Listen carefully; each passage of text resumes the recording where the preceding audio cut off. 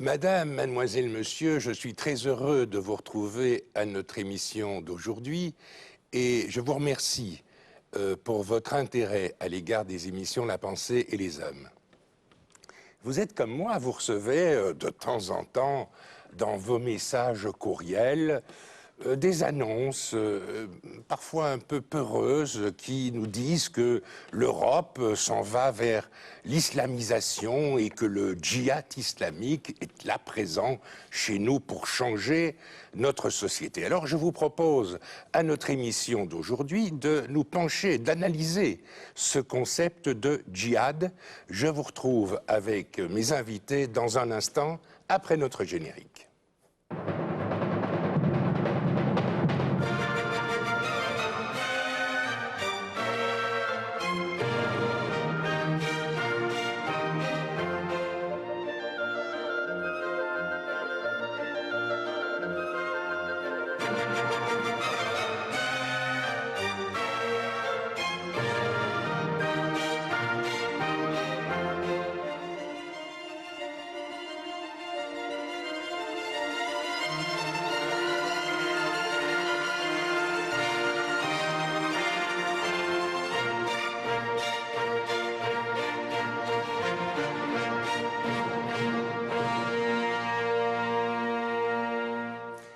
Pour essayer de comprendre ce concept, cette notion de djihad, j'ai invité à notre émission d'aujourd'hui l'auteur d'un livre qui porte sur cette notion.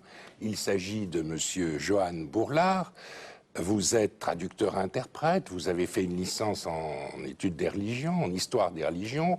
Vous accomplissez pour l'instant une licence en droit. Vous nous direz peut-être pourquoi dans un instant, et vous êtes l'auteur d'un livre intitulé « Le djihad, les textes fondateurs de l'islam face à la modernité ». C'est un ouvrage publié en 2008 aux éditions de Paris, dans une collection qui s'intitule « Studia Arabica ». J'ai aussi invité mon ami Shemsi Cherif Khan, qui est administrateur de La Pensée et les Hommes, qui est aussi très actif dans le rappel. Il nous rappellera peut-être tout à l'heure de quoi il s'agit. Et vous, Shemsi Cherif Khan, vous connaissez fort bien la tradition culturelle musulmane et vous êtes sans doute le mieux placé pour nous aider à comprendre ce concept de djihad. Alors on dit souvent le djihad, c'est la guerre sainte. Alors est-ce qu'on peut vraiment comprendre ce terme-là ? Est-ce vraiment la guerre sainte? Et si c'est la guerre sainte, à l'égard de qui? Parce que certains musulmans nous disent, au fond, le djihad, c'est le combat contre soi-même, contre les mauvaises tendances que l'on a en soi, alors que d'autres disent pas du tout, le djihad, c'est le combat contre ceux qui ne sont pas musulmans, tous ceux qui sont hérétiques, c'est-à-dire les chrétiens, les juifs, et peut-être surtout les incroyants. Alors qu'est-ce que c'est que le djihad, Johan Bourlard? Eh bien, tout d'abord, je vous remercie de m'avoir invité.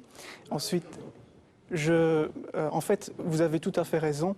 Quand vous dites que certains soutiennent que le djihad est la guerre sainte et que d'autres disent que le djihad est un effort sur soi-même, tout le monde a raison d'une certaine manière.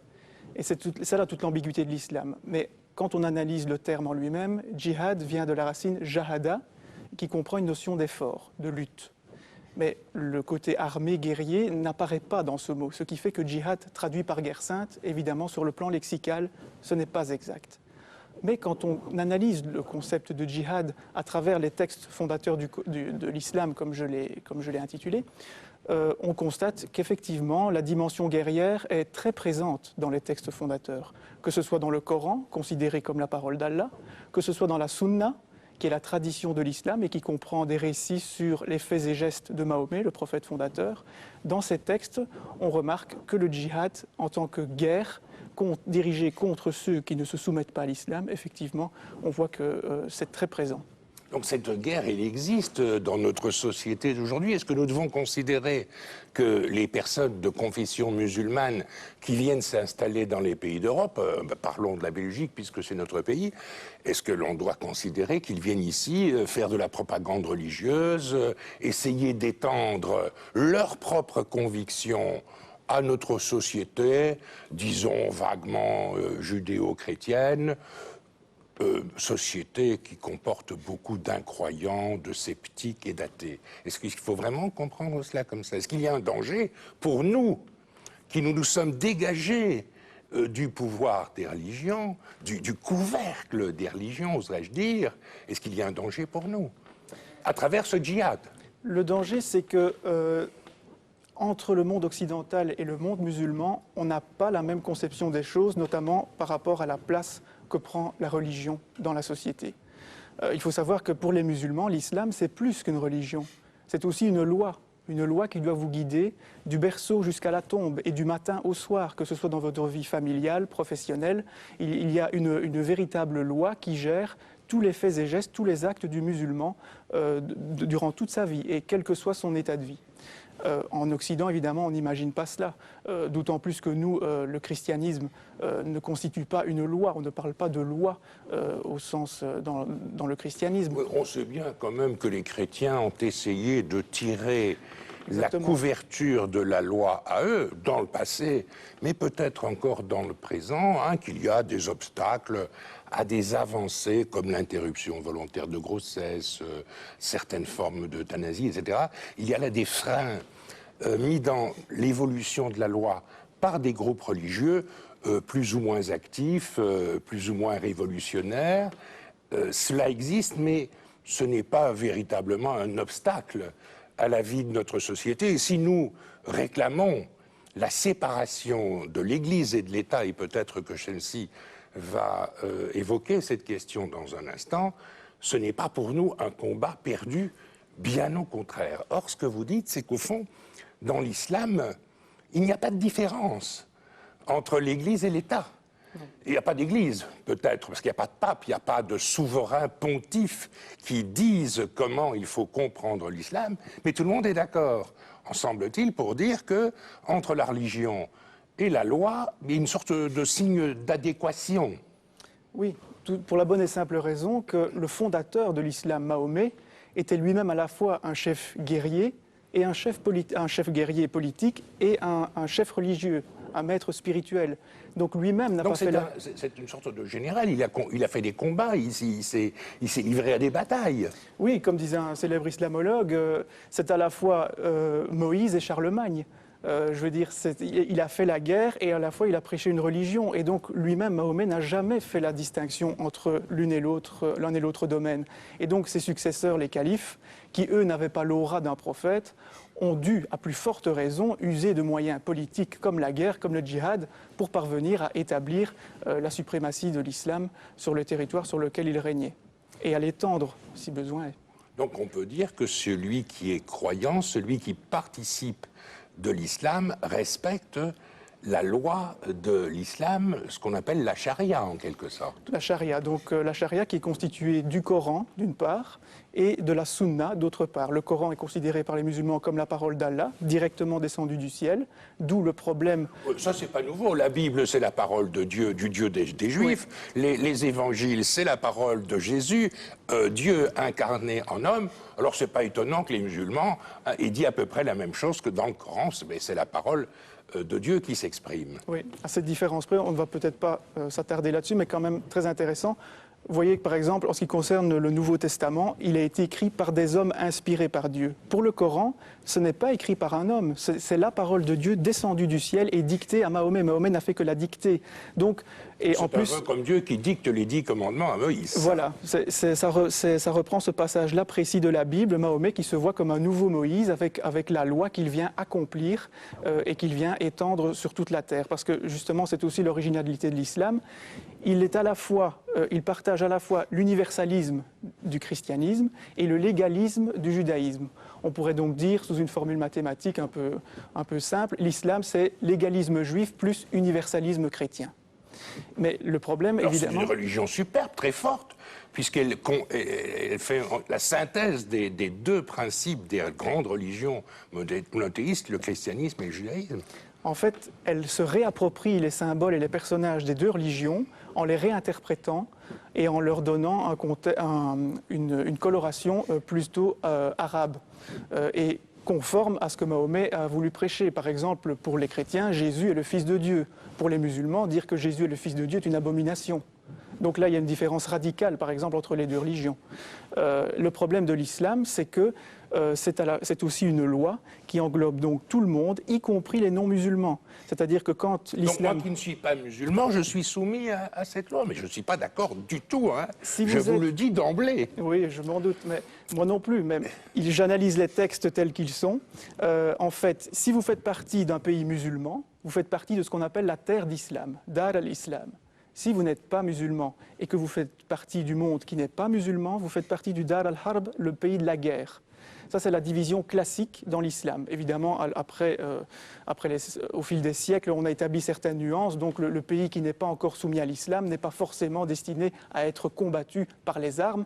Il y a toute une série de nuances sur lesquelles je ne reviendrai pas ici. Mais fondamentalement, c'est la division qui s'opère dans la conception classique de l'islam. C'est la terre d'islam face à la terre des mécréants. Et entre eux doit régner une guerre permanente jusqu'à ce que l'islam se soit étendu sur la terre entière.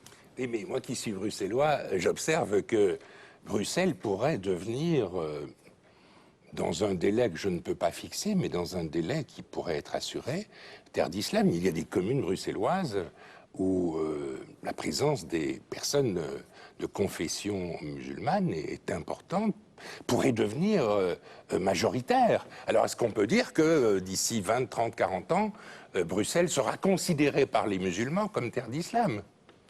Certains la considéreront comme telle, c'est certain. Et qu'est-ce que nous allons faire, nous? Alors, nous, ce qui compte de faire pour nous, occidentaux, c'est, moi qui appartiens à la jeune génération, je sais de quoi je parle, et je sais que depuis tout petit, à l'école, que ce soit à l'école, dans la rue, à la télé, dans les publicités, revient constamment le thème de la culpabilité. L'Occident est coupable des maux qui règnent sur cette terre. L'occidental est arrogant. L'occidental est souvent vu comme raciste. Le racisme est l'apanage de l'Occident. Or, quand on regarde l'histoire de l'Occident, moi qui ai une formation d'historien, on remarque que l'Occident a une influence, a été capable parfois du pire, mais aussi du meilleur pour l'humanité. Qu'on songe par exemple à la Déclaration des droits de l'homme, qui aujourd'hui est une valeur universelle, mais universelle selon nous. Parce que, évidemment, ces valeurs-là ne sont pas partagées, par exemple, par les musulmans, puisque cette Déclaration des droits de l'homme est le fait d'occidentaux, donc de non-musulmans. Qui se réfèrent à des valeurs occidentales, l'égalité, la fraternité, voilà, la liberté, exactement, la distance à l'égard du fait religieux. La liberté de croyance, bien entendu, la liberté de culte, la liberté de pratique des religions, mais pas l'imposition d'un système religieux quelconque, ni même d'une adhésion quelconque à un être suprême ou à un Dieu quelconque. Alors que dans l'islam, si on n'est pas religieux, enfin si on n'adhère pas à la religion musulmane, on est condamné à devenir un citoyen de seconde catégorie. Vous êtes ce qu'on appelle un dhimmi, c'est-à-dire, oui, quelqu'un qui peut continuer à pratiquer sa religion, à condition qu'elle soit reconnue plus ou moins par les musulmans. C'est-à-dire que si vous êtes juif ou chrétien, à la rigueur, vous aurez moyen de vous en sortir. Mais si vous n'êtes ni l'un ni l'autre et si vous n'appartenez pas à une religion, même si vous êtes athée ou libre penseur, là, il se peut que votre vie soit écourtée, très peu. Puisque, par exemple, un des versets du Coran qui fait partie de la dernière période de la révélation, donc celui qui prend le pas sur tous les autres, le Coran déclare: vous combattrez tous ceux qui ne croient point en Allah, ni au jour dernier. Donc ceux qui ne croient pas en Dieu doivent être combattus. Vous combattrez également ceux qui n'interdisent pas ce qu'Allah et son prophète ont interdit. Donc dans l'islam, il y a toute une série d'interdits. Si vous ne les respectez pas, vous êtes considéré comme un mécréant et vous devez donc être combattu. C'est comme ça que même des musulmans sont combattus par d'autres qui s'estiment plus pieux ou plus proches de la loi que certains musulmans. Ça, on l'observe dans toutes les religions. Dans le judaïsme, il y a des intégristes juifs et puis il y a des personnes qui pratiquent la religion israélite de façon, je dirais, normale. Chez les chrétiens aussi, il y a beaucoup de chrétiens ordinaires et puis il y a des intégristes du christianisme, et notamment chez les protestants, des fondamentalistes protestants. Ce n'est pas étonnant qu'on retrouve la même dichotomie, la même division dans l'islam. Et je voudrais interroger Shamsi Sherif Khan, qui lui connaît bien la religion musulmane et la culture musulmane. Alors, est-ce que nous devons avoir peur de ce que nous dit Johan Bourlard? Est-ce que nous devons craindre, nous, dans notre pays, en Belgique, cette islamisation et ce djihad, cette guerre sainte au nom de l'expansion de la religion. Nous qui, notamment à la pensée des hommes, mais pas seulement à la pensée des hommes, nous qui combattons pour séparer très nettement ce qui relève du domaine de la foi et qui est quelque chose de personnel, et puis ce qui est l'État, les lois, le respect des règlements et des règles du vivre ensemble. Mais tout ce qu'on a dit jusqu'ici à propos de l'islam, c'est le point de vue d'une certaine orthodoxie autoproclamée, puisque l'islam n'a pas de Vatican pour dire comment il faut penser et comment il faut pratiquer, l'orthopraxie. Pas de magistère, pas de sacerdoce, pas de sacrement, tout ce qu'on veut. Donc l'islam a ses spécificités qui sont à la fois une source de complications, de problèmes, mais aussi une source peut-être de facilité. C'est là-dedans qu'on peut puiser ce qu'on peut appeler la modernité endogène de l'islam. J'en dirai 2 mots tout à l'heure. Et c'est là-dedans qu'on peut trouver les éléments propres à l'histoire de cette religion qui nous permettront ici, aujourd'hui, parce que je pense qu'il faut revenir à cela. Qu'est-ce qu'on fait ici, en Belgique, aujourd'hui, avec les musulmans, dont les uns pensent que, dont les autres pensent que. Et c'est vrai que parmi les musulmans avec lesquels nous sommes appelés à vivre, il y en a qui ont cette idée de djihad, d'islamisation des parties de la planète qui ne le sont pas encore, ainsi de suite. La priorité étant d'abord la réislamisation des musulmans de nos pays, de la diaspora. C'est pour ça qu'on assiste à ces phénomènes de prosélytisme, notamment parmi les jeunes musulmans. Alors, d'où la question du voile qu'on impose aux jeunes filles pour accentuer le caractère, l'appartenance. La question du voile parmi d'autres, la nourriture halal, les cours du gymnastique, la mixité, le créationnisme, donc tout ça, il y a une espèce de déferlante. Donc, si je vous comprends bien, dans un premier temps, il s'agit de réislamiser des populations d'origine de culture musulmane, mais qui ont perdu un attachement étroit. Qui pourraient perdre au contact de lumière et de la sécularisation et d'une société matérielle de consommation, ainsi de suite. Donc il y a toute une théorie derrière ça. Il y a un fondement sociologique, il faut reconnaître. Et donc c'est pour ça que j'insiste sur qu'est-ce qu'on fait aujourd'hui dans notre pays par rapport à ces questions-là. Donc c'est très bien de savoir d'où vient le djihad et ce que ça signifie, comment ça se décline aujourd'hui, à côté d'un djihad que Elie Barnavi appelle par exemple le fondamentalisme révolutionnaire. Auparavant c'était le glaive à la main, aujourd'hui c'est le kalachnikov ou la ceinture d'explosifs. Et donc voilà une manière d'islamiser la modernité selon le langage utilisé par certains dans ces milieux-là. Donc il faut connaître tout ça pour comprendre et pour savoir à quoi il faut s'attendre et aussi comment répondre à cela. Et comment répondre à cela? D'abord, je m'empresse de dire que beaucoup de musulmans, je dirais même la majorité des musulmans dans notre pays, ne partagent pas ce point de vue.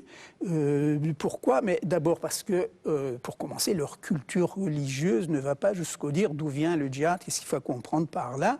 La notion de djihad est fort sur soi, qui est plus récent dans l'histoire de l'islam, des pays musulmans, est quelque chose qu'il faut mettre au goût du jour aujourd'hui pour encourager effectivement les musulmans. C'est un peu à la manière de certains chrétiens qui ont fait le pas qui ont oublié les croisades et autres guerres saintes pour se dire effectivement qu'on pouvait avancer dans la voie de la spiritualité en faisant un effort sur soi-même. Cette idée d'ailleurs, les auteurs qui font cette distinction entre le djihad glaive à la main et le djihad effort sur soi ont tendance à qualifier le deuxième de grand djihad, alors que le premier serait le petit djihad. Donc c'est dire quand même l'idéologie qu'il y a derrière tout cela.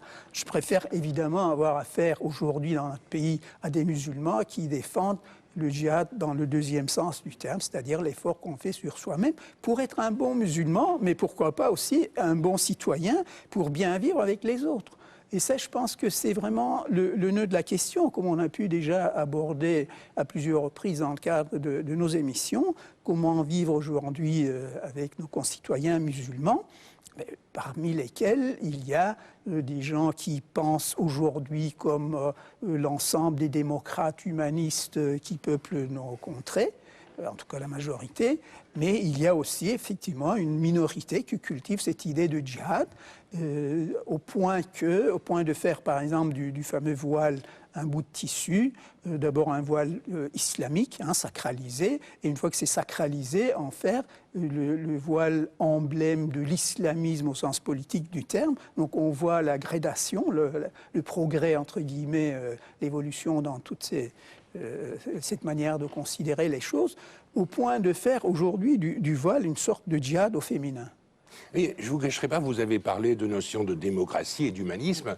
Je ne vous cacherai pas, à l'un et à l'autre, que j'ai été profondément choqué par l'attitude d'un parti politique inspiré par la philosophie chrétienne et qui a autorisé une parlementaire à porter le voile dans une assemblée parlementaire, en l'occurrence le Parlement bruxellois. Alors, est-ce que nous n'allons pas trop loin, là? Est-ce que ce parti, en l'occurrence, ne va pas trop loin en accordant ce droit à l'expression d'une vérité religieuse qui n'est pas la nôtre et que nous savons qu'elle va nous combattre ou qu'elle va tenter de nous assujettir? Qu'est-ce que vous en pensez? Je pense que les partis politiques qui font cela n'ont pas conscience que le voile, c'est une partie de la charia. Et donc, quand on fait cette concession sur le voile, on est amené tôt ou tard à faire une concession sur un autre point de la charia. Par exemple, l'introduction de la nourriture halal, islamiquement correcte, je dirais, dans les cantines scolaires. Et puis après cela, ce sera encore autre chose. Une fois qu'on commence à faire des concessions sur le plan religieux, c'est toute une série d'autres concessions qu'il va falloir faire. Et on ne sait pas très bien où on va pouvoir s'arrêter. Si on a commencé à dire oui, à partir de quand commencera-t-on à dire non? Donc votre solution, si je peux parler en ces termes, serait de dire d'emblée, dès le départ, non, on n'accepte pas cette projection du religieux dans la vie civile. Ça, c'est votre position. Shemsi Cherif Khan, est-ce que c'est aussi votre position à vous? Mais moi, d'abord, c'est ma position, mais je voudrais surtout dire que dans nos pays, enfin en Occident, on a connu une certaine évolution. Aujourd'hui, on entend dire que l'islam serait englobant, et comme il est englobant, il faudra tout accepter au nom de cette religion, y compris sur le plan du droit, c'est-à-dire l'application du droit musulman aux musulmans d'ici. On est en plein dans le délire communautariste, là. Mais à peine, il y a quelques siècles, à peine, dans nos pays, l'Église catholique était englobante et il a fallu lutter contre cela. Donc, la laïcité, au sens de la séparation, est née en même temps que la démocratie dans ces pays et en même temps que la liberté de conscience, de façon à faire en sorte que les sujets du prince ne soient pas tenus de suivre la confession du prince. C'était la base des guerres de religion dont l'Occident a souffert. Donc, on a surmonté tout cela en Occident et il faut rappeler peut-être quelque part à nos concitoyens musulmans que l'Occident a payé un certain prix pour connaître cette liberté d'expression, cette liberté de religion, cette liberté de conscience aujourd'hui. Le prix qui a été payé, c'est la démocratie, les droits de l'homme, le socle commun des valeurs. On est censé partager des valeurs communes. Hérité de la philosophie des Lumières. Exactement. Et donc, je voudrais citer ici une parole du cardinal Danel. Ce n'est pas dans mes fréquentations, peut-être malheureusement c'est quelqu'un que j'estime beaucoup par ailleurs, mais un jour il a déclaré dans le cadre d'une interview qu'à un moment donné de son histoire, l'Église catholique s'était heurtée aux Lumières et que ça lui avait fait le plus grand bien. Il ajoutait qu'il souhaitait le même type d'évolution pour l'islam en Europe. Parlons de l'islam en Europe, parce que tout ce qu'on a dit tout à l'heure du djihad et tout ça, c'est vrai en Afghanistan, c'est vrai au Pakistan, ça commence à être vrai même dans un pays comme la Turquie, à propos desquels il faut se poser des questions. Où va ce pays dont on a connu comme étant le parangon de la laïcité dans un pays musulman? Il faut être attentif à l'évolution de ce pays. Mais dans nos pays où démocratie et laïcité sont consubstantielles. Autrement dit, la séparation nette entre le domaine du religieux, de la foi, et le domaine de l'État et du droit.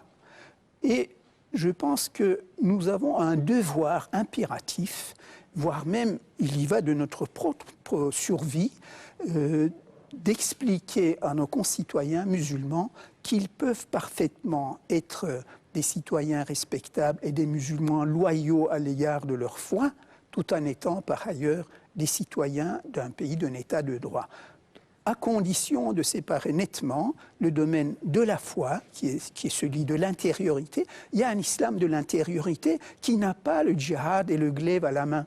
L'islam de l'intériorité, c'est l'islam de la spiritualité. Et c'est ça ce qu'il faudrait cultiver aujourd'hui par rapport à la religion, au sens plus dogmatique du terme, qui est surtout dominée, parce qu'en principe, dans l'islam, il n'y a pas de dogme. Bon, il y a un credo créateur, fondateur, mais il y a un esprit dogmatique effrayant aujourd'hui, et c'est cet esprit dogmatique qui est à la base de vouloir appliquer le djihad aujourd'hui dans nos pays. Ça n'a aucun sens. Si on veut vivre ensemble, et je pense que tout le monde, les musulmans de notre pays, comme les autres citoyens de ce pays, ont envie de vivre ensemble en bonne intelligence dans le respect mutuel, mais il est évident qu'il faut mettre l'accent sur ce qui nous permet effectivement de vivre ensemble et les particularismes qu'il faudrait mettre de côté. Donc nous n'avons pas à sacrifier aux accommodements responsables, ou raisonnables que nous proposent certains partis politiques. Nous devons rester fermes dans notre défense de la laïcité. C'est ce que nous avons essayé de faire au cours de notre émission d'aujourd'hui, grâce à la réflexion sur l'ouvrage de Johan Bourlard, dont je rappelle le titre, Le djihad, les textes fondateurs de l'islam face à la modernité. Il s'agit d'un livre paru en France, à Versailles, aux éditions de Paris. Johan Bourlard. Excellent ouvrage, j'ajoute. Excellent ouvrage dont vous recommandez, dont nous recommandons la lecture. Merci, Chemsi Cherefkane, pour votre participation à notre émission. Madame, mademoiselle, monsieur, merci beaucoup. Merci pour votre attention.